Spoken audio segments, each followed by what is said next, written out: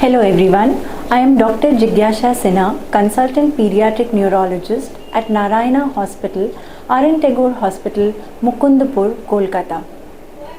I will be telling you something about autistic spectrum disorder today.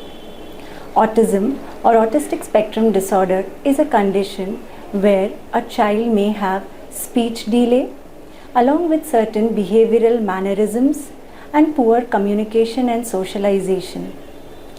In the behavioral mannerism, a child may not respond to name, may not follow commands, may have repetitive behavior, also may have restlessness, hyperactivity, and may have certain sleep disturbances. He or she may also have constipation. About 1 to 1.5% children in the world are affected every year with autism. The recent US data says that 1 in 45 children gets affected with autism. So how do we diagnose autism?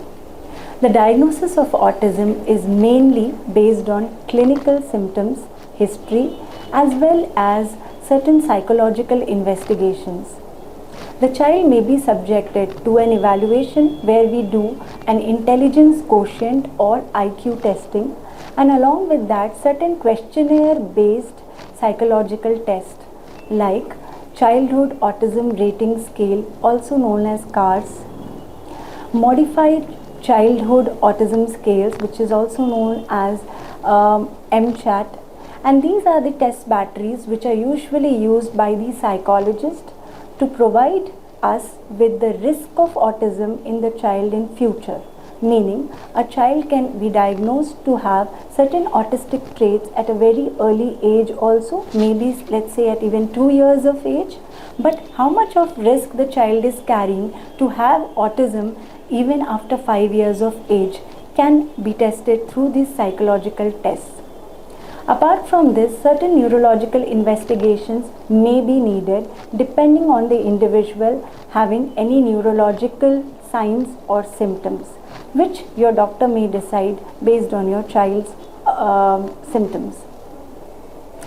Moving on to treatment of autism. To be very honest, at the moment we do not have one precise medication treatment for autism.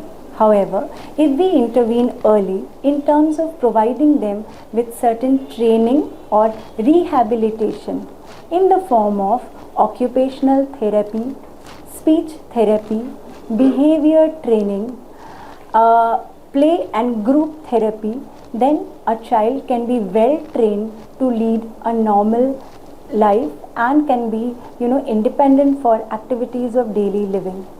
Occupational therapy literally means occupying a child in certain tasks, making them repeat those tasks on a daily basis so that they get trained and they start to do that on their own. Apart from that, they are also trained to socialize and communicate better. The child may need sometimes certain medical help like with medications, and these medications are only decided by your expert based on the requirement of your child. If the child is restless and hyperactive, then medications may be used to increase their sitting capacity.